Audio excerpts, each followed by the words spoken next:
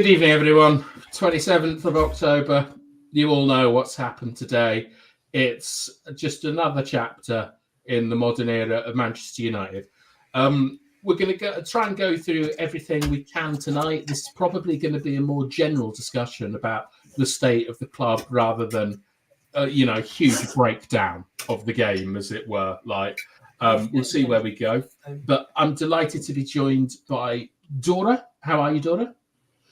I'm good. Thank you for asking. I'm really good. I've been watching NFL for a bit to calm my nerves, NFL Red Zone, and honestly, I've been enjoying it more than football. I will say that currently. But yeah, All I've right. been good. Well, you're feeling good. He's looking good. Are you feeling good, Mr. V? Nah, not as much as I expected it after the first half. I'm not. My feelings haven't changed. I still feel like shit. They're just such a disappointment. The game was such a disappointment, and it just went exactly. If you have 150 chances and don't take any of them, you always know that the sucker punch is gonna come. So yeah. All right, let's start there. Right. In the first half, it is United, I think, had 5 chances that were good quality chances. Like Garnacho hit the bar. Rasmus even had a chance. Garnacho shanked a Thierry Henry finish. Bruno Fernandes hit a header over. Is there Dora? Is there something rotten with the players in front of goal that can be blamed on anything else than them just being poor players with not the right mental attributes to score full goals? I think that two things can be true at the same time. I think there are multiple issues. I believe that there is something rotten in that locker room. I believe that these players don't have chemistry, and I think that chemistry with each other, and when they finally do something about it, create chances and all that, they cannot finish their dinner. They are fumbling under pressure. They are not confident. They lack confidence. It's obvious. And I think that can be connected to the state of the results of the form United has had this season. Hang I on a think second. Yeah. Are you saying that the results are because of how the players are, missing the chances and things? Partially, yes. Or they're missing chances because of the previous form. There's too much pressure on them. Once again, there can be two things true at once. Okay, sure. I cannot pinpoint, right? Because with United, especially, in the last 12 years, it's always, people are pointing fingers at this player, people are pointing players at the owners, at at Woodward and, all that stuff. But in the end, it's kind of, everything is packed in one thing. I believe that there is a reason why we are playing poorly. It's partially because of the system. It's partially, or percentage-wise, it's because players are not fit enough to do the job. As you can see, they lack confidence. There is, I cannot say one player that is in form right now. I think Rashford, Onana, and Eriksen are kind of 3 players that actually look kind of okay.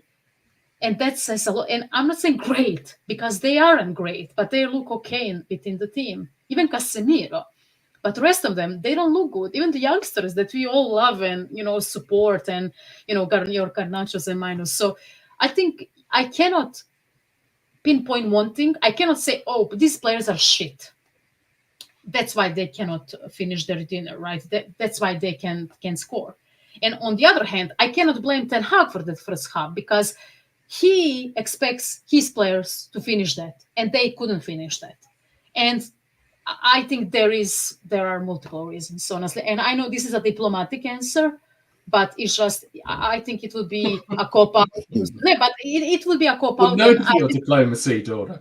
Yeah, I think it would be a shallow analysis to pinpoint one thing because it's not true. The players are not shit, and the manager cannot be blamed for every single thing that is happening during the game. All right, we're going to get more into it. I'm just going to go through the comments first because I think that we're going to get caught up talking to ourselves. First, we got Jeff. He's saying, "See you all at 3."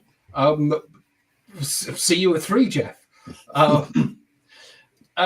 Beefy Mario has put this in quite a lot. How foolish is the man who is fooled by the fool? That should be whom is fooled by the fool. That's accusative, whatever. Stuart Marshall, if that fraud is not sacked after this, then I'm done. Yeah. I don't think he's gone. Yeah. We'll see.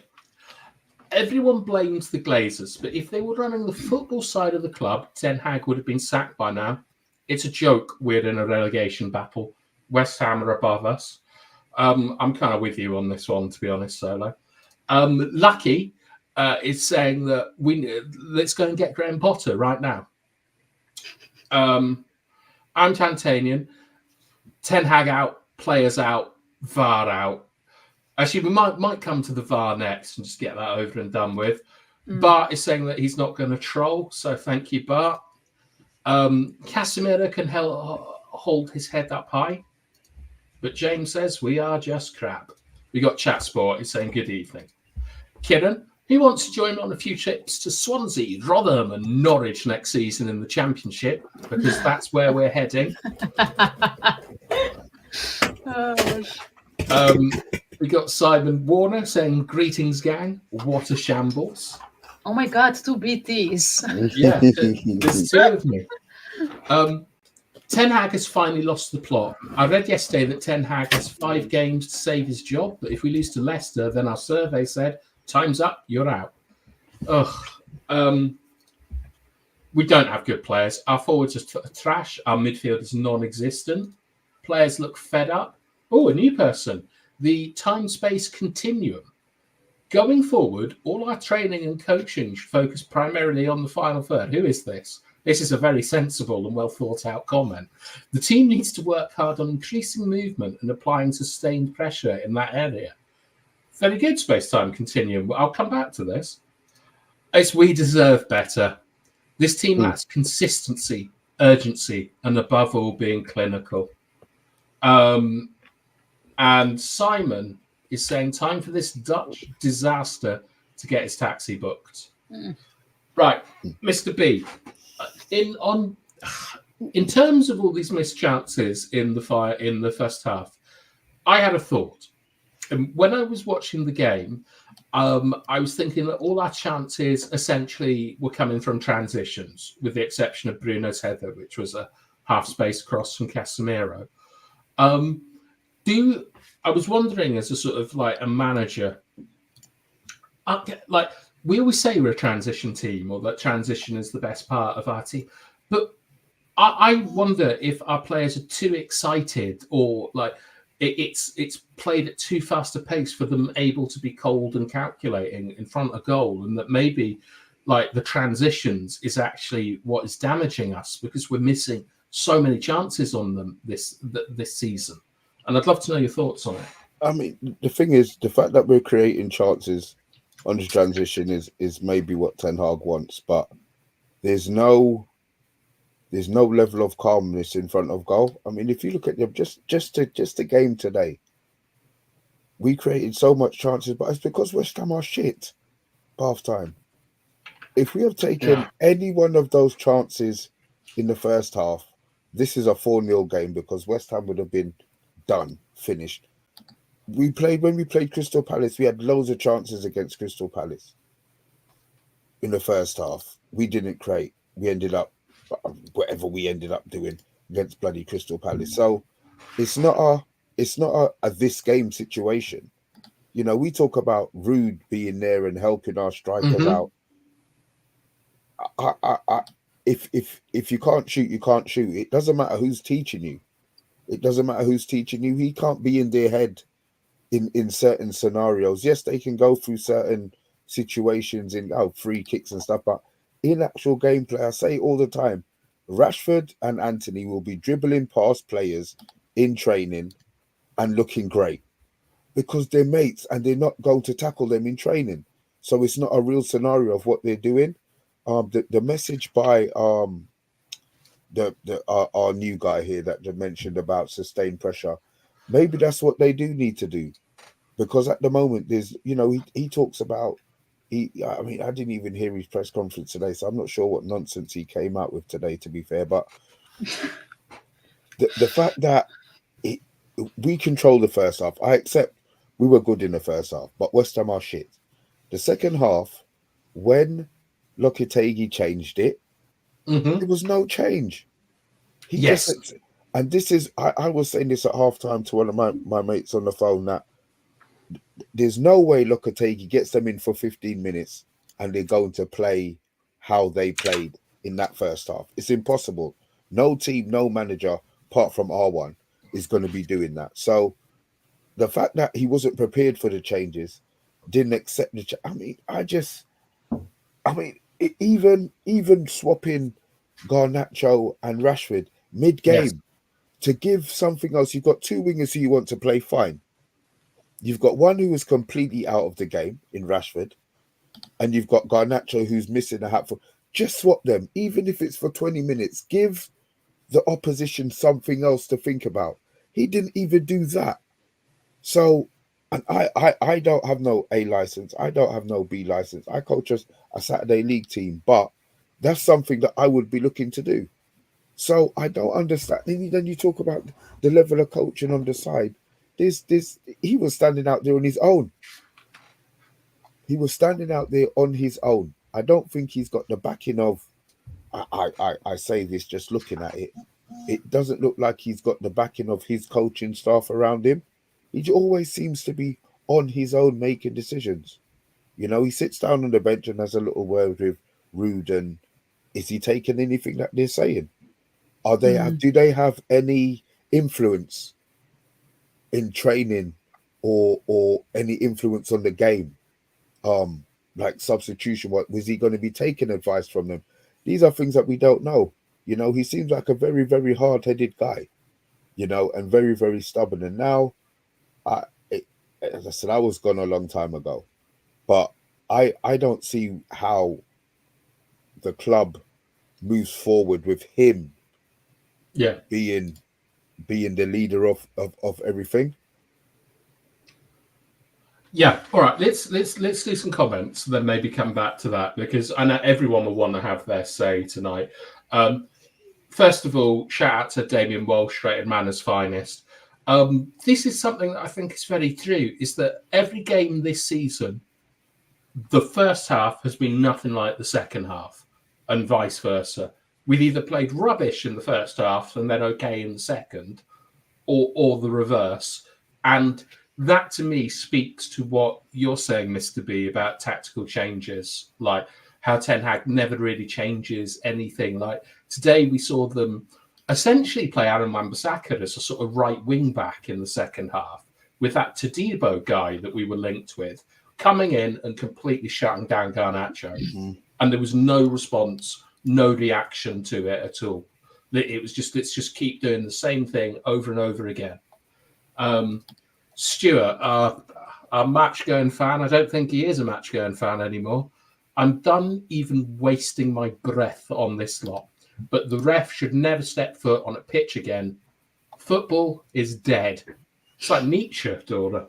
Yep. And I think that this is actually a fair point from We Deserve Better. West Ham could have scored more goals today as well. Like, I don't know what happened to Antonio, but he thought he was totty today, the way he was playing. And do you know what really worried me, Mr. B, is I think I know what he was doing. I think that West Ham know that our centre backs will follow you wherever you go, and that's why Antonio was going. And also our recruitment is so poor. We don't have a single player who can defend in a wide area. And Antonio made them look like children, all of them. in the wide areas, pulling things across. It was stunning to me. Chat Sport, I don't know about this one. Ericsson, best player for United today, possibly. Class, calm, simple passes. I think you need more from your senior players. Yeah. Chat Sport, to be honest, Dora. I mean, Ericsson's a very, very seasoned player. Did you see him solving problems on the pitch, or was he just playing Ericsson stuff and hoping that something would happen? I think he had a quiet game. I think he had a much better game against Fenerbahce, and previous games he had better performances. I cannot remember.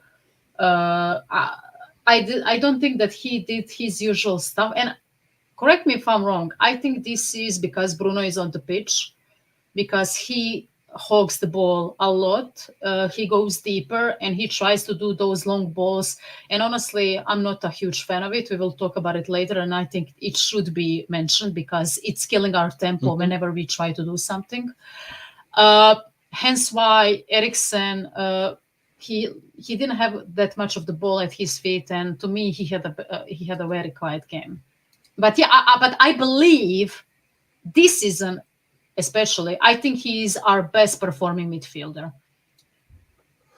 Yeah, I'd agree with that. Like, I agree with what Chatsport says in general, but today I'm looking for much more. I thought Casemiro and Ericsson were absolutely fine today, and they gave us a decent bit of control.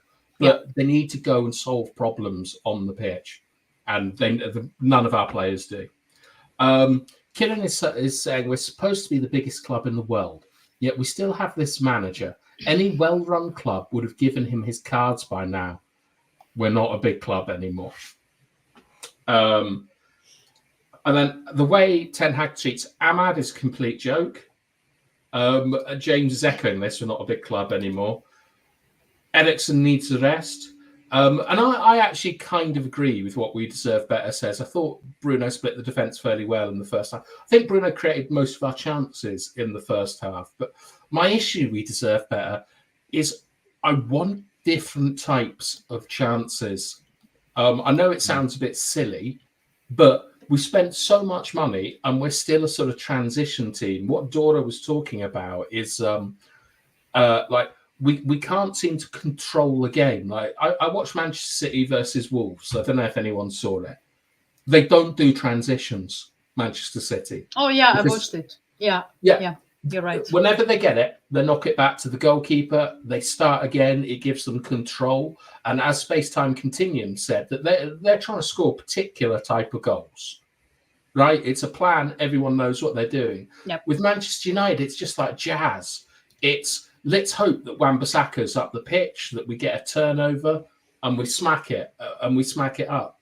That Bruno header was the only bit of sort of like possession-based play that I liked, because it was a Casemiro cross from the half space, which is the football that Ten Hag was brought into play. Jeff has turned up. With my bad knees, I could have finished Lowe's open goal. Right, do you want to talk about Lowe's open goal, Mr. B? Yeah.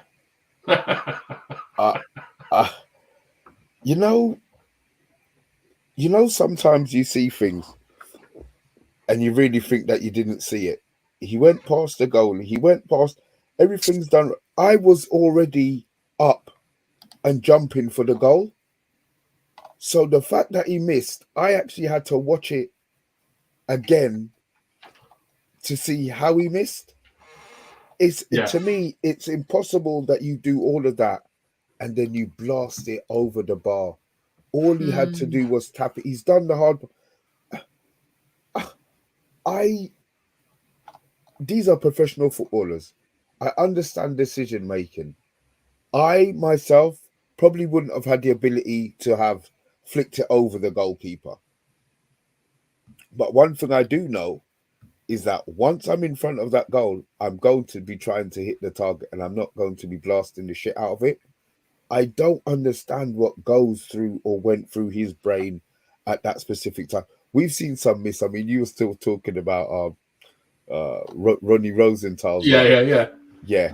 That has to rival it. That is a folklore miss.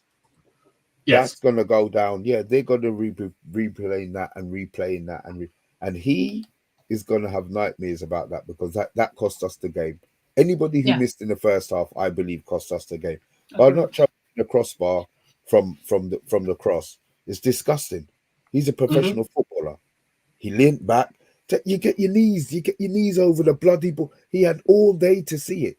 It's not like it was flashed in from anywhere and it came. He had all day to see it. These are, he's 20 years old. He's this age. That's fine. But these are professional footballers, and these are what they're paid the big money, or the money that he wants to get. You know, you can't afford to be missing those chances at this level of football. Yes. You know, so yeah, that is, yeah. I'll tell you what, the only one that I don't blame is that I thought that the save from Casemiro's header was genuinely top quality. Which I think it might have been a corner, and Casemiro got a header, and their keeper got down low to his left, flicked it up, and then someone got ahead of Dallo to clear it. It was a proper save. It would beat most goalkeepers. But Dora, when we talk about, Mr. B was talking about the balance of Garnacho there, getting his knee over the ball, these basic things you're coached with. Can we is there any way we can blame the quality of coaching for what's going on? Because we've seen for maybe 18 months, Garnacho is a terribly balanced footballer. He's missed so many chances because he's off balance, and he's not able to strike the ball with accuracy and power because of it. Is this we've got him, we've got Mainu, we've got Yoro, we've got three of apparently the best young talents in the world, and yet we see so many glaring weaknesses. Certainly in Garnacho's game. Talk to me. I'm not sure. I think it happened with our previous youngsters as well. I think Mace, I know he's gone, but I believe this has been the case with Mason Greenwood before all that stuff that happened. I think that when he came up in the first 11 or in the squad of first team squad, he was a breath of fresh air. He did his thing. He was talented, blah, blah. But in the second season, he already started. He didn't necessarily progress that much. He did the same thing, and after some time, I think our attack deteriorated after that, because of a lot of things. But, in my opinion, he didn't showcase any type of... he didn't showcase progression that we want from the youngsters, especially when they come up in the first squad of Manchester United. I think this is an issue with Garnacho. When he came in, he was a breath of fresh air. He's very direct. He's very passionate. He runs to every ball. Yada yada. He's very energetic, but I don't believe that he learned how to. He gets too many chances to. He misses 5 chances to score 1 goal. He gets too many chances to not score, and to me, we cannot afford a 19-year-old to be that much of a luxury. I've watched El Clasico. The way Yamal plays, and I know this is a lazy comparison, but we are talking about both are fairly young people. I mean, Yamal is only 17. And I know he is one of a kind talent, but the way he strikes the ball, the way he goes into duels and all that, I haven't seen any significant progression in that part of Garnacho's game. In all honesty, he runs a lot, yada yada, but on that left side, in all honesty, by the time, I don't know why he played 102 minutes today. I don't know why he played today that much. I believe that was a wrong. He should have been off at the halftime, I would say, because he missed 3 clear chances alone. And when this would be me as a coach. I would be very temperamental. I would be very strict. If you need 4 chances, 4 big chances to not score anything, I will get you to the bench. I don't care. Like, I will put someone in that will probably, use that opportunity and all that. I just believe that this is a huge issue with United and the young players. I am afraid for Kobe Mainu because he's been thrown into the first squad because our other midfielders are not good enough or they've been injured. We had the Greenwood situation. We have Rashford, who, in my opinion, didn't progress that much. We all thought that he's going to be world class. He never got to that point, and we believe that he is a very talented individual. But he is kind of there. He's probably in top 10 wingers in the Premier League. He never got to that. You can argue one season, right, to the world class tier, right, when he was in form. This is an issue, and I will be if I'm Ineos, if I'm the head of the footballing department or whatever, I would look at those coaches, and I will look at these people and say, look, if you don't progress or upgrade the way you're coaching these kids, you're going to get fired. And I would do it like I would recruit everyone, new people who are going to do better job, because this is getting ridiculous. Are you talking about coaches or players? Coaches, because they're obviously not doing enough for these players to progress. And maybe go on. Sorry, just because I know I'm going to forget. You say the coaches, the under 18s and the under 21s are smashing it at the moment. So I think it's more first team coaches. Oh yeah, first team coaches and Mr. B. Sorry, I think about them. Absolutely, I think there is a problem when they are trying to transition into the first squad, right? They're a breath of fresh air first. Senior football. Men's football, yeah. Men's football, yeah. When they are at the beginning, they're a breath of fresh air. They like Kobe last season. He's a spark in that midfield. He's our future. Blah blah blah. And then this season we see him, and I know he's been gassed and he's been tired, but he doesn't look good. Like Garnacho is the same. The moment he broke into that first 11 after 10 games. Like, I know he played 36 games in a row. Also, maybe we simply tired these kids. I don't know. I don't think that's it, because I'm pretty sure all of us will have seen like El Clasico at the weekend, and we probably watched Liverpool versus Arsenal today. The way their wingers play, the decisions they make, how they approach their duels, how they track back, it's completely different. Like, you look at Saka, Yamal, Salah, and then you compare them to Garnacho and Rashford. They're light years ahead of these players. And I think that it's partly due to, I think a lot of it is to do with coaching and setup of the team. Yeah. But the other thing is I wonder if there's a desire to improve from these players. Like, I know everyone sort of like laughs at me for me thinking like how good Gareth Bale is, but Bale did something that Ronaldo did, and like Fergie said that when he came back one summer, this Gareth Bale, he had the build of a light heavyweight boxer. He completely changed over the summer, and he built himself up to be able to sort of bully players and so on. Rashford should have done this years ago, and Garnacho, I don't see any kind of like progression in his game. I don't see like pausa, like sort of slowing things down. It's always 100 miles an hour. And I think because he's going at 100 miles an hour, this is why Mr. B quite rightly pointed out that he looks like an incredibly unbalanced player. Like, whenever he needs to be cool and calm and composed, he's off balance. He's never in the right position to accurately and powerfully strike a football. And I think that all of this is a combination of coaching, himself, and also the style of football that we're playing. I think we're playing too fast for our players. But we can come back to that, but I do need to do the comments. The Sage of Swansea is in the house. It's Andrew Williams.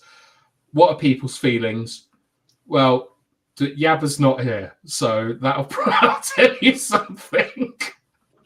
It's very doom and gloom tonight, Andrew. You'll enjoy yourself. A good point from We Deserve Better. Should we be relying on our fullback to get us out of trouble? Our front line needs to be scoring. And I would like to talk about Rasmus Højlund and Xerxes at some point and what is going on with those two. Simon Warner, what is Ruud playing at? I thought with him in the team, things would have improved, but we're going backwards. It's interesting, isn't it, that we used to hear a lot about Benny McCartney and the work that he was doing with Rashford and so on. We hear very little about Ruud. Like, you don't hear Rasmus coming out and talking about how great Ruud is and things like that. What were people expecting of Ruud? Goal scorer isn't something you can teach. Maybe. So you're muted, Mr. B. Sorry. Yeah, that was just the same thing that I was saying. You either have to have it or you don't. And I'm not sure our players have it. I don't know. I think you can teach stillness. Like I think that you can tell people what your process is and the things that you're trying to do, and you can take something from it.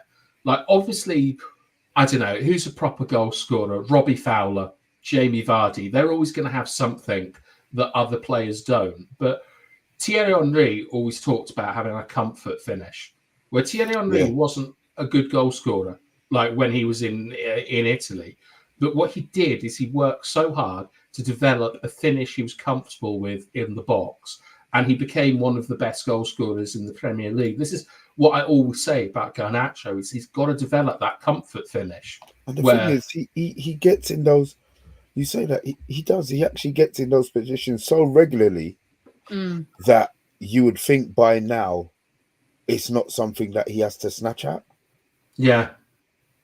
And today, for his chance, I thought he took a really good touch inside, and he was just too unbalanced, or as you say, he snatched at it. He didn't set himself because he wasn't comfortable in that situation. And this, like Bilal, is what I would expect from Ruud, is for him to give them the little tips and tricks that mean that they're more comfortable. That they're because I'm not a goal scorer. I'm too hot-headed to be a goal scorer. I do things that, like what Rasmus does, where I just try to hit the ball as hard as possible.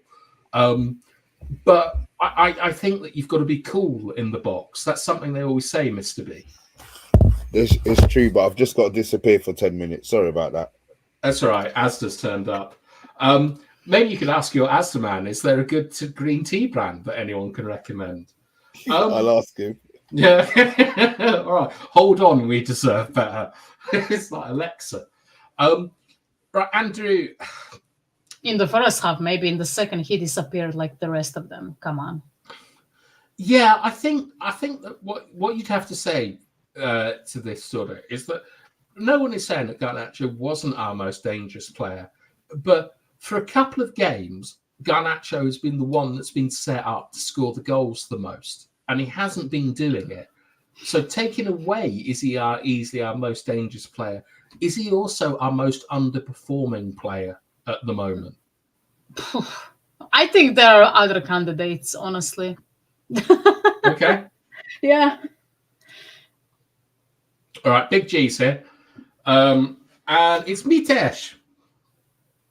It's a shame you have so many average players up front, but the defence has been conceding goals for too long. We could talk about the defence. I wasn't impressed with our centre-halves today. Why didn't Ahmad come on for Garnacho instead of Rashford? I thought Ahmad was really bad when he came on, to be honest. Like, I think short confidence. Yeah, I think what he lacks as well is a shot from the outside of the box as well. I mean, a few times today he tried to shoot and the ball barely got to the goal of Fabianski. I think I think him and Garnacho sometimes share the same problem of, the power of that shot. But yeah, I think it kind of killed the game. I don't know what happened when he came in. And then, that whole sequence in the last 20 minutes, I mean, it was awful. It was very odd putting Ahmad where he put him. I mean, I understand he hit a nice floated ball for Delo to win the header, but I don't think that Ahmad's best use is of a ball recycler. Yeah. From there, like him and Bruno were put in those positions, and they both really didn't do very much. Big G, sorry, we should have been 4-0 up at half time. Yeah, we went through this, Big G. All right. We didn't laugh at you for thinking he was class. We laughed at you because you put him in the all-time 11. Yeah, I did. Do you know what, Andrew? Right, so Andrew says Xerxes with an assist where he actually was missing a completely free header from 3 yards out. I sent a very, very similar text to Yabba about this because I thought Yabba was going to come in and say Xerxes with a quality assist. Do you know what my... Sorry, finish. Sorry, I'm for interrupting. No, come on. No, my huge issue with Xerxes, and I mean, I should have noticed it before. Whenever he's, in that situation, he's not looking for a goal. He's looking to lay out the ball for someone else in front of Fabianski, who is 2 meters from him, and the goal is 2 meters from him, and he doesn't try to shoot it. He's trying to assist it. It happened a few times today. Very rarely he had any touches with the ball, but when he had it, he never tried to be a danger to the opposing goal. He only wanted to assist or whatever. I know people are going to say he's not your traditional striker. It's not why we bought him. But if you are 190 something centimeters high or tall, sorry, not high, tall, when you are that big, when you are supposed to be a good header of the ball and physically strong, you need to put yourself in a situation where you are dangerous to the opposing goal. Like, this guy is 2 meters from the opposing goal. He's in the dangerous bad time. And that's my issue. Like, why not try to score it? Like, okay, cool. He got an assist. He was trying to score it. It was just terrible technique. I'll tell you what my issue with him is, Dora, is as a Manchester United forward, you don't come in and say goals aren't my game. No. We're not Brighton. They're a lot higher than us. You've got to be a goal scorer if you play number 9 for Manchester United, or you've got to have the ability to score a goal. You can't be mincing about in the middle of the pitch doing nutmegs and back heels and things. There's got to be end product, or you're not a Manchester United footballer. Yeah. I'm not saying in that where he assisted, I'm not saying that he didn't try to score there, but afterwards, when we are raining crosses into that box, where was he? Where was he? Where are you? He's constantly looking the other way. Okay, cool. In that moment, I agree. In that moment, he looked to score, and in the end, he assisted. But other times, he's not doing it consistently enough. At the end of the day, United signed you as a striker. You played as a striker at Bologna. I expect you to be a danger to the opposing goal. And that's it. This whole thing, he's a number 10. I don't care. He's not a defender. He's not a centre back. Yeah. He's a striker. I actually didn't know he'd come on until he suddenly appeared in that sequence. Yeah. It's how anonymous he was. All right, yeah. Big G is saying we brought Ruud in for a reason. He's one of the best finishers United ever had. Agreed. Coaching is not up to scratch. Plus, tactically, we're trying to walk it into the net. I disagree with the tactically. We're trying to walk it into the net. We're not doing anything slow or controlled or with any kind of form of intent or cognition. We're playing like a bunch of dogs chasing a bone. The current starters should be bench players for a standard United team. Yeah. Garner and Rashford aren't starters on a top 4 team. We need to improve the starting lineup. We spent 150 million euros. Yeah, I mean, this summer. We could bring it back to that Liverpool point we talked about the other day, where only 3 players were moved on from that disastrous performance, and one of them was Weghorst, who was on loan, and the rest of them are still here. It's not good enough. Yeah. All right, space-time continuum. What have we got? Coaching these players is the toughest job in the world. Either they have it in them or they don't. What? A good player can take direction and adapt it effectively to their own unique style. Ruud can't help. I have to disagree with this strongly. Coaching is a two-way process. I agree. It's about, but the most important aspect of coaching is feedback. because Ten Hag is a tracksuit manager and he's on the training ground, I don't think he gives them good enough feedback. Like, I don't think that like Ahmad knows what he should be doing to get in the team and so on. I don't think that the players know what is required from them, and instead they just go and do what they want, like Bruno Fernandes. And that might be reductive and simplistic, but we haven't seen any kind of like patterns of play, like regular types of attack, except Bruno hoofing it over the back four and someone running onto it. And I think that I think a lot of it is down to the manager, and the sooner he gets replaced, the better for me. Yeah. Right, Andrew is asking you, Dora, if you're not getting or creating chances as an attacking player, what are you doing? You're a passenger and still in a paycheck. All right, we'll talk about Højlund after this, Andrew. We'll just go through the comments. I thought Ahmad was woeful too, says we deserve better. Is he going to be given a new contract? Wouldn't have thought so. Yeah.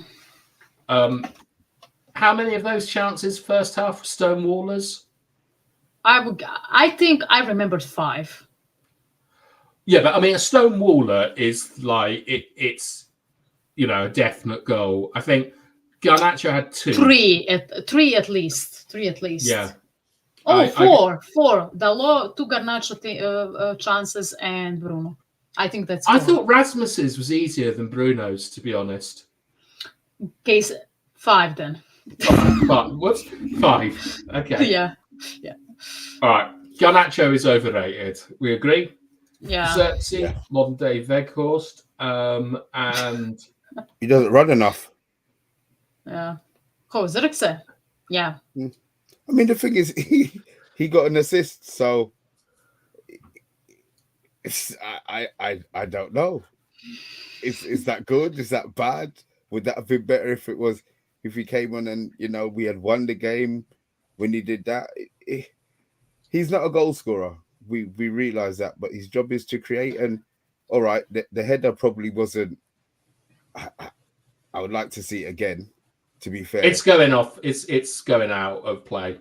It's going okay. Casemiro, like it's not. Casemiro saved. Casemiro saved it. Okay. Pudding time. Cool.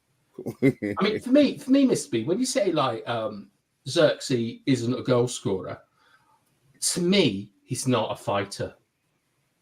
Like, what do you mean? As in, so like, there's 10 minutes to go right after that penalty, and I remember, I think I said to you, like, we're still in it, like, there's still time to do something, but there's no fighters in that team that are gonna like, score a scrappy goal or force the issue or something like that. And like Højlund is ineffective, but he is a fighter.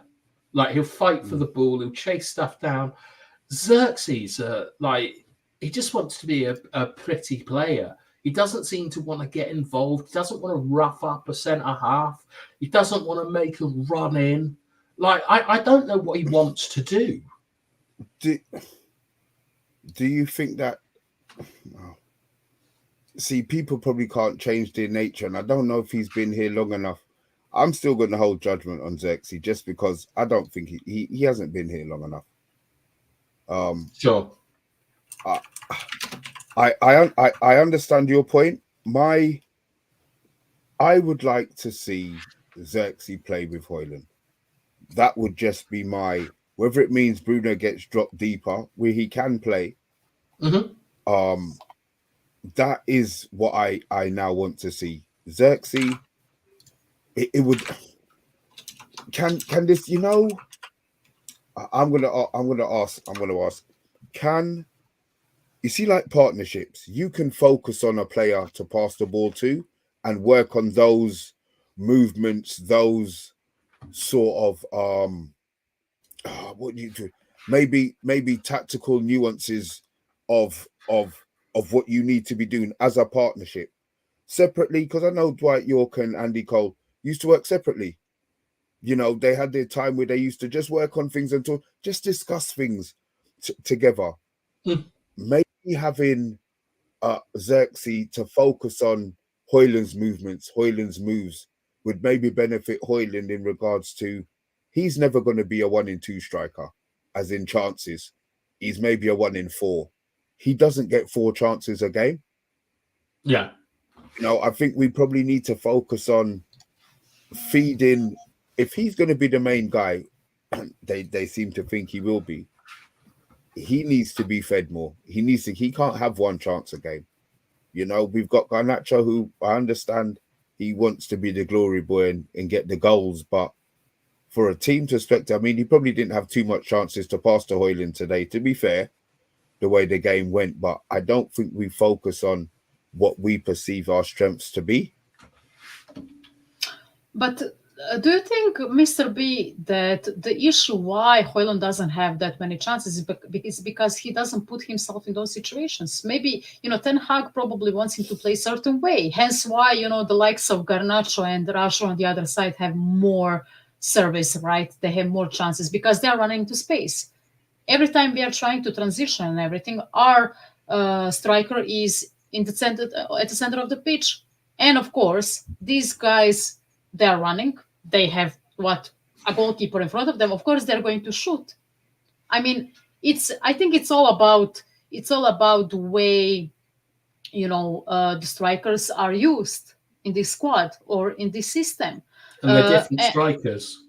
And they are different strikers. And I would love for, Hoyland to use his space and his strength to go into space more and have more, chances. But I don't think he's set up to have that many chances. And when he has it, he uses them only sometimes, unfortunately. But I honestly, I cannot remember a clear... Okay, first half, I think that was a clear chance. I agree with you, Betan. That was the only chance from him that was, oh my God, this is a clear chance for Holland. Is that on him? Is that on him, though? I don't think it is. I think it's a mix of both. Again, I'm diplomatic, but... Oh, you got a lot of sprinters on your bum tonight, ain't you? Yeah. I mean, I think in the phase of the attack, when everyone is in the attack, I think he should move better. I think he should move, find the space better, and make himself available. Yeah. Right, Dora. I'll give you my 3 criteria for what a striker for the phases of play a striker's involved in. Okay. Transition, build up, and in the box. Okay. Mm-hmm. Yeah. What does Rasmus do in transition? Well, he's at the center of the pitch. He wrestles with the opposing center back. He gets the ball, he misplaces it, or he gets it somehow to the winger or Bruno or whoever. He starts running. Garnacho gets the ball. This is in general. Like, it's when you think of the sort of transition goals, if you remember, the 2 that come to mind is one Bruno scored against Newcastle United, an impossible sort of angle where he curled it in. I think Donny van der Beek might have been involved. And then there was that one at Brighton during COVID where Bruno or Greenwood scored a fantastic volley. I think it was Bruno. Mm-hmm. Can you recall Rasmus doing regular stuff in the transition? No? No, unfortunately, no. I think there is a hiccup or 2 during that phase. In the build-up to goals, so where we're kind of camped in the final third, can you sort of recall moments where Rasmus has created space for other people, or dropped in and played a combination, or manipulated the ball well in? I think he tried to do it in the first half, especially. He tried to do it with Bruno, but he misplaced a few passes, especially in those 1-2s in front of the opposing box. I vividly remember him displacing 2 or 3 passes like that and killing the attack. And I think that's a huge issue. I think his passing is absolutely atrocious. Okay, so far, he's not very good in transition. He's not very good in build-up play. Is that fair assessment? I mean, I think it is. I think it truly is. In the box, have you seen Rasmus creating a yard of space, hitting a finish with no backlift? Have you seen him getting over the top of someone to nod it in? Have you seen him dominating a centre half? I don't know. I haven't seen a lot of sequences like that if you're looking in this game. But when he gets to it, I think it's kind of a bit messy. I don't know. You got me. Is he a good player, Donna? I think he's not a finished article. I don't think he's a good player currently. I don't think he's good at any of those criteria that I have. Mr. B, you're muted, but come in. Sorry, I was going to say, you know, you want to see improvement in players. We all said we bought a rough diamond. That's fine. But he doesn't have anything that stands out to me that says he's going to be that kind of guy, or he's going to be, he's fast. Fine. You know, we've got an athlete, but I'd rather have somebody who's slightly slower and got more techers. There's a lot to his game. I mean, the last game we played, we were talking I'm sure it was Yabba talking about him rolling the defender and playing well. I mean, I didn't see it, but I just thought I'm just going to shut my mouth. There's no point in me trying to discuss it because, as you know, my short-term memory is not the best anyway. So maybe he was rolling, but today there's nothing that he has that you can say feed him that, a left foot volley or a left foot curler, or the fact that you were talking about him dominating defenders. He doesn't. He looks like he's too timid for that. With that size and physique, maybe he needs to be a lot more aggressive. I'm not saying he's not aggressive, but just he wrestles with his man too much instead of going If you hold the man off and then concentrate. Yeah, you're right, Bath Time. He does. He wants to dominate the player when I'm not saying he can't, because physically he's a big guy. But maybe the age that he doesn't know how to use his strength. So somebody teach him. Touch the defender, let him know you're there, and then spin off or do something else so that there's two movements instead of sitting on him trying to wrestle him and fight him and hope that you win the free kick. Touch him, back him off. Win the free. There's ways of winning free kicks. There's intelligent ways of winning free kicks. Martial. Yeah. You say, but if a man touched Martial's back and he got into a wrestling match with him, Dora, he would fall on the floor. At it. Martial was on the floor. It was a free kick. It was a free kick. This is stuff that he obviously hasn't learned yet to his game. But surely as coaches, you're teaching him. Hoddle said it to what's his name? The fast one that we had. Our numbers. Owen said to Owen, when you get touched, fall on the floor. And that's what he did. He was winning free kicks. You have to prove that you're stronger than him. Prove that you're smarter than him. If he keeps touching you, you keep falling down. Guess what he does? He doesn't touch you anymore. Yeah. Then you have the opportunity then to spin in and do something else. So it's what they want. Centre backs. They want WrestleMania. Talk about it's like Zico and Yabba. They like that physical confrontation. I don't. I'm wispy in it. I like to touch them and go and spin off. I'm not going to get involved in all of that. You have to be able to adapt your game. That's why Ollie Watkins is good at Villa, because he does that. He uses his physique, he uses his pace, and actually does it. He fakes one turn, he touches it, fakes one turn, then goes the other way, and he's just running into space. Yeah, like Ollie Watkins, like his hold-up play and things. But for me, I look at someone. I know you're not a big fan of this player, Dora, but I look at Kai Havertz, and people kind of like poo-poo Kai Havertz a bit. I think he's a great player because he's got something that Haaland does as well. Is that he's able to use that height to win duels in the air, get his team up. He's able to win headers in the box and stuff. And I don't understand how Rasmus isn't able to do these things. I don't know. I mean, here, I think Big G is saying it's down to tactics. I think that the tactics part here is that you're giving Rasmus stuff that he can't do.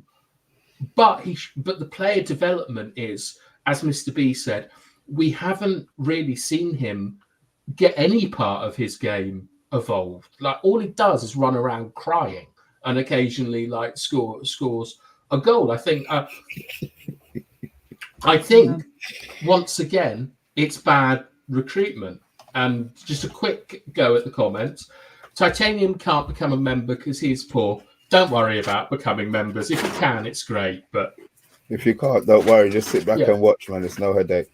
Yeah, it's free. Don't worry about it. Like we don't do any members content anyway. It's an absolute joke. We just rely on raw sex appeal, to be perfectly honest. We've got Patrick in the house. Dora is 100% spot on about Hoyland. He doesn't run and dart into space very often. Spends too much time marking and wrestling defenders. He's a B-Tech Mark Hughes. That is a lot less than that. And also, Big G, little so-and-so, you just keep saying I have cherry keyboard, mechanical keyboard. That's Dora. That's not me.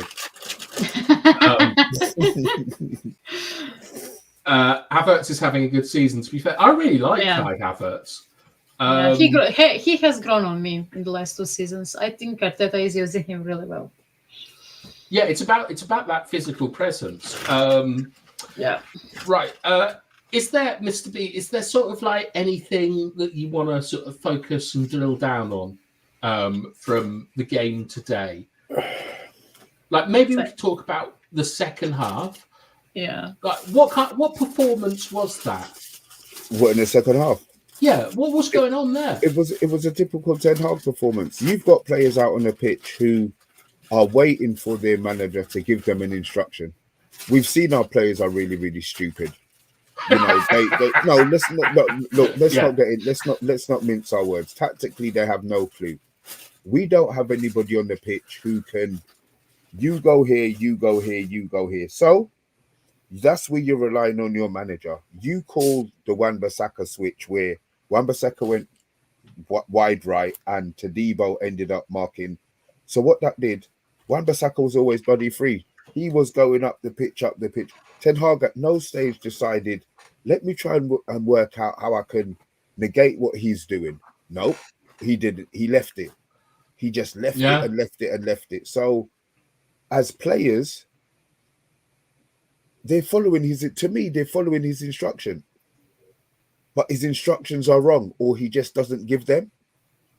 It's not that. I don't think the players don't want to play from him. I'm still seeing that. But there's individual players who are getting pissed off with the decisions that he's now beginning to make. Rashford didn't have a good game, but as I said, I would have been switching them up, you know, to give them something else to think about. Ahmad, I think he's being mismanaged. And then what will happen is in 3 months when he's allowed to leave, he's going to go to Germany or Dortmund or one of those places and smash it. He's going to leave on a free. Mismanagement again. Him as now a manager.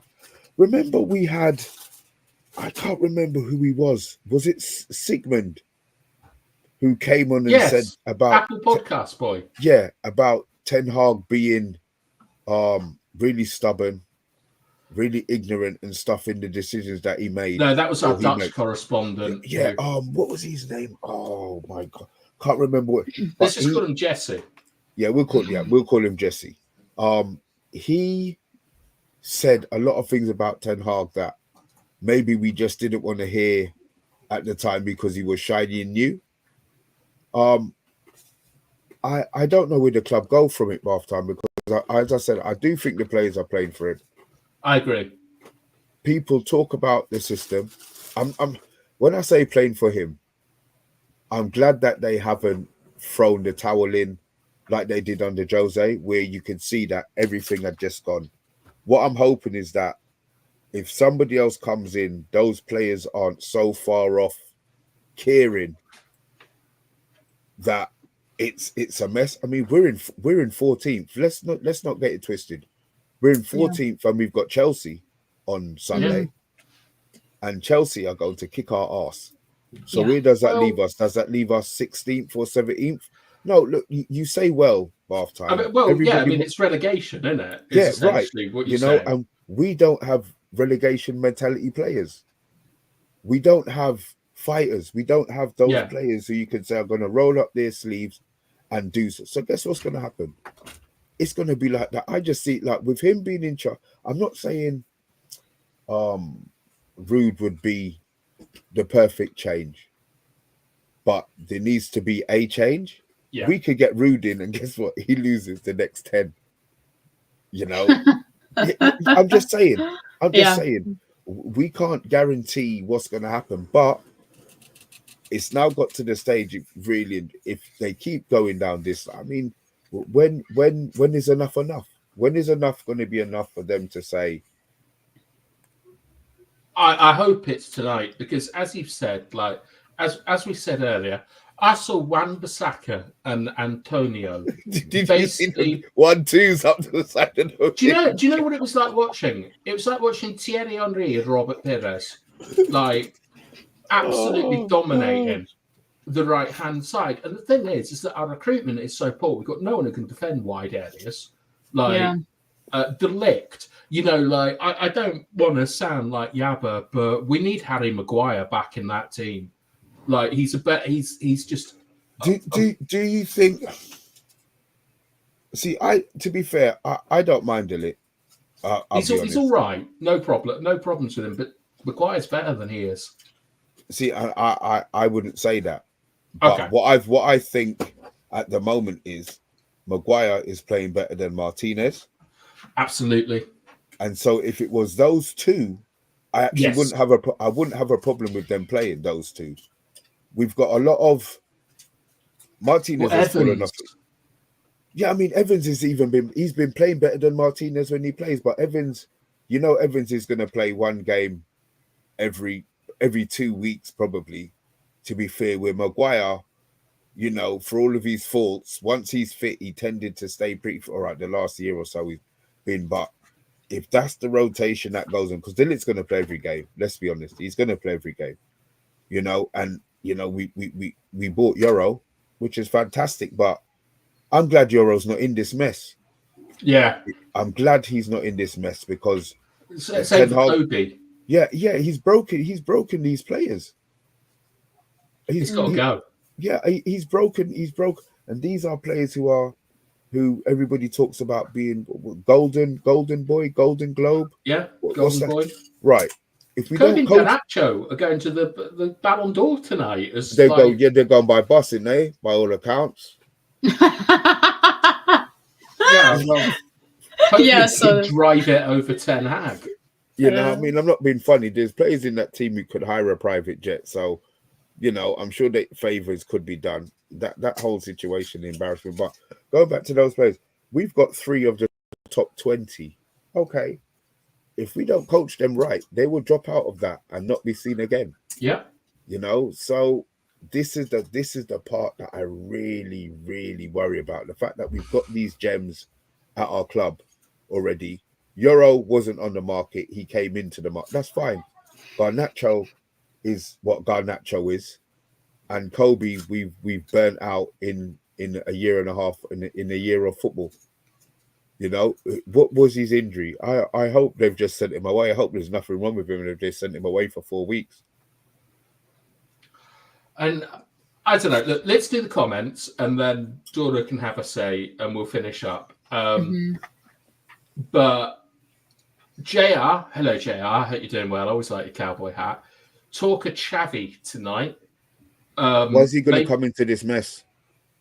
Why would he come into this mess? Well, hopefully he will probably think, but he will probably think, I can fix them. I can fix him. Yeah. Yeah. Yeah, you said that before. Look, he will drop that man marking bullshit. We will look much better. Trust me. All right. We've got Overhead Kit TV, who will be making his debut for us tomorrow night. We're not holding up very well, Canny, to be perfectly honest. Patrick, today's defeat not directly down to Eve, but the overall sequence of 4 league defeats in 9 totally is Jesus. Grant me strength. Poor form in addition to last season's debacle in the league. I tell you what, that FA Cup win is going to be the most costliest in history. Can you imagine? Jesus Christ. It's gonna cost the club £17 million, isn't it? Well, and all the signings, like a new manager is going to look at Those signings, Martinez. Bartham, you say the signings. I can't believe Ten Hag bought all of those players. I can't believe the club. Half of them from Ajax. Yeah, but you know what? I see that as profile. I see that as profile of players. I don't necessarily see that as Ten Hag. So, Well, like, look, what, Mr. B, you know full well that they're not going to give him a player that he hasn't agreed to. That's not going to happen. They're not going to drop someone on him and say, yeah, this but is then he can't drop anybody on him. So, it they'd works have the given other way. him. They'd have given him choices, right? They'd come in with like we know that this is what they said they were going to do. That the scouting team, the development team, all this stuff are going to come. Well, they gave him 4 choices, and he ended and up he just choosing picked the the wrong Ajax one every time. Yeah. Oh Lord. It wouldn't surprise me if Mazraoui is out for a bit as well. He was walking wounded today. Any chance we do something absolutely nuts like signing Chris Wood? I'd bloody love it if we got a proper striker, like in the club. Knows his trade. Yeah, just like a steady Eddie. Look at this. Lucky Singh is swearing. I don't think I've ever seen Lucky Singh swear. That's how bad it's got. It's still borderline incomprehensible. Yeah. Like I'm with you on that, Lucky. Right, Matty, we'll do football tomorrow, but I've had a very bad day in general. We'll do Monday's footy day, and Gabba will be there probably speaking about his exploits in goals. So yeah, we'll save it for tomorrow.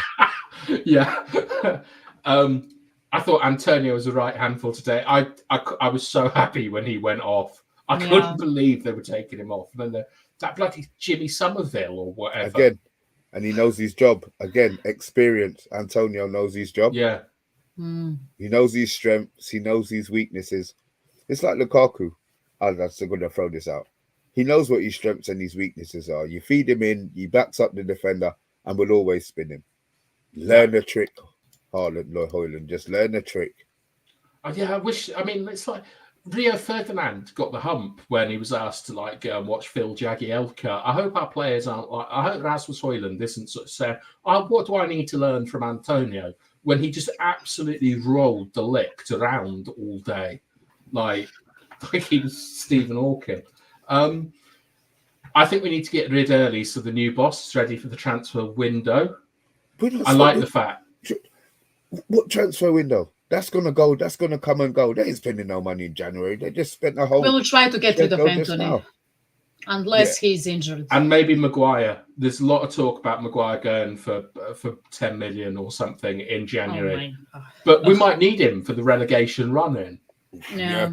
There's no point in having Euro having to dig in. You know what I mean? Anyone in the relegation zone must be laughing at us right now, thinking we might be joining them. Yeah, I wonder if Ipswich checking Manchester United results because they see us as relegation rivals. And Chatsport says you can't bring in another manager now until United are above 10th.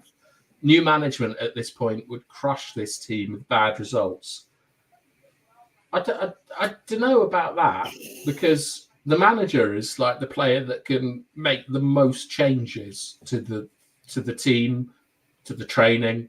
He's the person that can have the biggest kind of effect on our fortunes, which is why I would be swapping him out. Dora, what is going on in that head of yours? A lot of things. Monkey doing this probably. No, just kidding. No, my head is in clouds. No, for real. I think that second half emphasized Ten Hag's reign at the club. His passivity when the other managers are changing it up. Once again, he failed to adapt. Then we are seeing. Kind of, at one point freestyling from some of the players. I think there needs to be another conversation about Bruno Fernandes. I don't believe that he's, especially after that red card and everything that happened, this is his first, game back, but He looks like a shadow of himself. Has been looking that way for more than a year. And to me, I don't have a patience for these kinds of players. Like, cool, he's a captain. He was good first 18 months, but I think that there needs to be refreshment, and I think sometimes you need to let go of these players. You can clearly see that the players that got the new contract, they're not performing. In my opinion, they didn't deserve the new contracts because, frankly, winning 2 cups in how many years, or 1 cup in 6 years, it has not warranted you getting almost 300k a week. That includes Rashford, that includes Bruno, that includes Luke Shaw, who is absolutely anonymous. That guy doesn't exist unless England is playing in the big tournaments. He's a fraud, and I will say it until the last breath, my last breath. He's a fucking fraud. Sorry for the language, but he's been pissing me off. It's all right. And there is this, and the way we set up in that, when it comes to this game in the second half, like Casemiro and Eriksen were doing, like Bruno played a left back.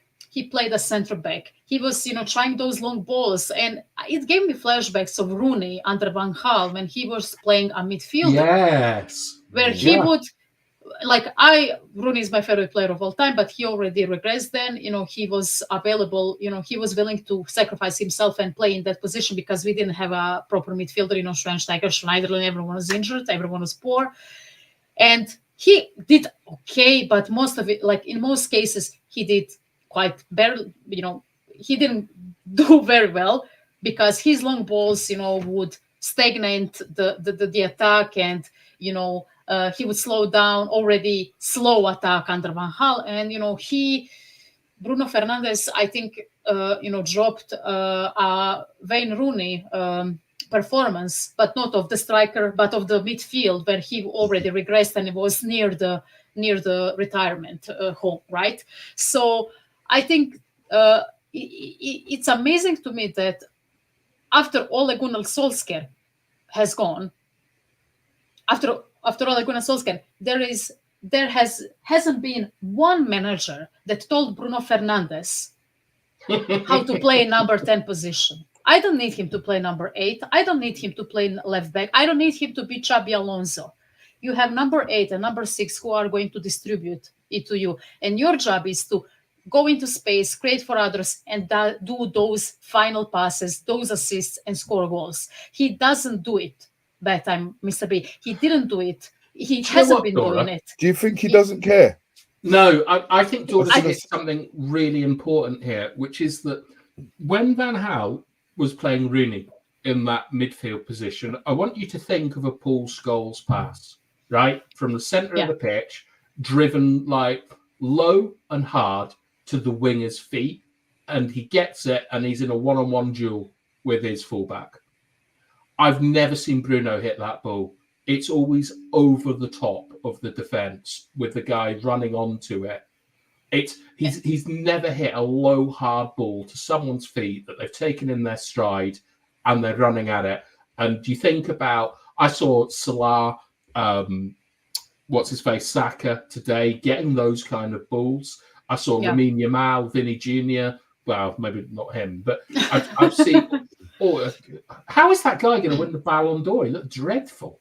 But I think you're right, Dora, that it's kind of like Casemiro has the most balanced selection of passes in our team. He's got cutesy little outside of the foot ones. Like he's got a huge variety of passing. Bruno has got a big bang up the pitch.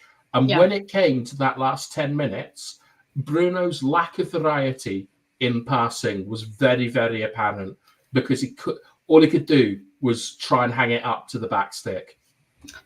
I agree. And what should be banned also in this team are those floaty balloon-like passes, because none of our players can get to them. So why are we trying them? Delot did for the goal. Ahmad played a floaty pass and Delot did. But you're right. Yeah. But in most cases, they are not consistent enough with it. I want sharp. I want fast. I don't want those that, Kendall, in Croatian, we have a term for those lobs, right? Those crosses. свеча, like a candle, like a candle light goes like this, and those passes are like this. And to me, he sent out too many candlelight and light passes to that back line. To me, this is a failure. I don't believe that West Ham were that good. They were, in my opinion, poor. Lopetegui, or whatever his name is, I'm sorry for butchering his name, he set up his team to be high in the first half. Our guys didn't do it. They didn't finish the job in the first half. They didn't use those opportunities, and I think this was an embarrassing performance from them as players and from the club. And I think, once again, I think Ten Hag needs to go. I didn't see his post-match interview or whatever. Maybe he said another insane thing, but I wish him to go. And I don't care if it's going to be Ruud that is interim. I don't care if it's going to be Xavi Hernandez. I don't care, like anyone but him, because obviously he doesn't showcase. He doesn't. How do you say it? Players don't respect him. Obviously, they are doing like, I don't think they gave up in terms of, but they don't respect his system. They obviously saw very early, even maybe earlier than us, that this system is not going to work. They don't believe in his system. They don't believe in his coaching, and I think he's done and he needs to go. And he's honestly, I think he's delusional with his disregarding Tottenham game. After we lost 3-0, and saying that Bruno Fernandes had a red card, that's why we lost. And on the other, like, the guy was sent off in 42nd minute. And we, until that point, Spurs created 13 chances. We didn't create anything. And of course, for Werner. Yeah, of course. But overall, like, I'm just very disappointed. I'm horrified. I'm not even sad, but I'm horrified of what I'm seeing on the pitch, because we are seeing our club being, it's deteriorating in front of our eyes. And he's out of his depth. That's what it is. It is. It's too big for him. And I like this from We Deserve Better, because I watched the Blues Brothers at the weekend. Love a bit of Aretha Franklin. All right, I think we're coming to the end. I'm just going to... So is he. Sorry? Nice. So is he. Nice. I like that. I'm just going to quickly summarise what I feel about the VAR decision. It was an absolute disgrace. It was ridiculous, but I don't think that it's the key thing today. We had the chances to win. I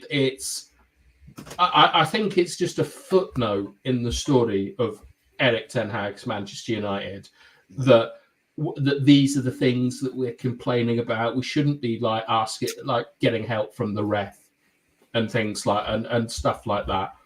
We're Manchester United. We're always going to have ridiculous decisions given against us, and it's something that we've got to deal with. And I just everyone thinks that was nonsense. I assumed, like, Dora. Sorry, can you repeat? Because someone sent me a message. Sorry, I've been distracted. Very quickly before we go, VAR, very silly penalty decision, not that important in the overall flow of the game. Yeah, I agree. I don't think that was a pen, but it was just classic PGA Mall, and Fabrizio Romano got his cashed in check from PGA Mall, getting the statement to everyone on Twitter. So that was funny, but that was really funny. But I don't think what's that? What's that? Labour what are you MPs. talking about, Dora? This a Labour MP punched someone today. Great. What about Fabrizio Romano? Yeah, he oh my God, I cannot speak. He reported what PGA Mall said after the game, that they overturned it, whatever their reasoning. That's why I'm saying Fabrizio Romano at least cashed in his did they bring up check Fabrizio, from PGA Mall. Yeah, I mean, he reported it. This is what we were saying. Yeah, gee, he's such a whatever. Mr. B, stupid he decision. is a sellout. Yeah. I think it was a stupid decision. VAR is supposed to be used for clear and obvious. I don't think it was a clear and obvious error by the goalkeeper. But as I said, if we had scored any one of the 5 chances, clear-cut chances that we scored, it would have been fuck VAR. It wouldn't have made a difference. it wouldn't have made no difference. So screaming on about VAR, we're good at that. At our club, we're really good at, woe is me and blah blah blah. So Victims. That's the one. Victims. We're not victims. We're just fucking shit. Yeah, I agree. Also, I suppose, shout out to Yabba. He'll be here tomorrow. Shout out to Canny. He'll be here tomorrow. I hope. We never know new people. I hope he is. Shout out to Casemiro. At least he scored a goal. Like, it's always nice to get a goal scored. But he's big up the puddings. So it's like it's good night now, isn't it? Unless Dora, is there anything that you want to tell us about? Yeah, like, have a good night. Watch other sports. Watch basketball. NBA is on. Pacers and 76ers are playing currently. I will be going to watch that. I watched NFL Red Zone. I had a great time. So yeah, I'm feeling better when I'm not watching football. And I will probably check out the earlier derby. Our team, my county team won against Dinamo Zagreb today. So that's very exciting. So I will probably check out that game as well. But yeah, have a good time, guys. And thank you for listening to us. Thank you, Dora. Mr. B, any television recommendations for people? I never have television recommendations for halftime. I watch the few things I do watch to try and bring joy to me are now beginning to break my heart. So I'll probably be lost in watching less television. But, let's do a Lord of the Rings watch along, Mr. B. I would rather cut my throat. Why? Lord of the Rings. Yes. You fucking? I couldn't think of anything worse than watching Lord of the Rings. Why? Apart from watching Man United. Why am I going to watch that? Why am I going to watch that? It's one of the most popular works of art. I have no produced. Interest in anything. No, it's just not. No, I'll leave that to you and Dora. I hope one of your kids watches Lord of the Rings and gets into it. I would slap the sherbet out of them. They ain't got they ain't gonna be watching it in here. I'll tell you that much. Unless they're watching it at school on curriculum. All right. Thank you to everyone in the chat. I know that we're hurting, and that even the most positive of us by now must be sort of like done with Ten Hag. We'll see. We've got Mr. Positivity to come in on tomorrow, so we'll see. I'm so glad he wasn't here. Me too. I love you to bits, bruv. But today I would not have been able to. And I'm not even sure I'm gonna be able to handle him tomorrow. To be fair. Well, we'll see. But all right, it's lack a notch time. Lack a notch. Lack a notch.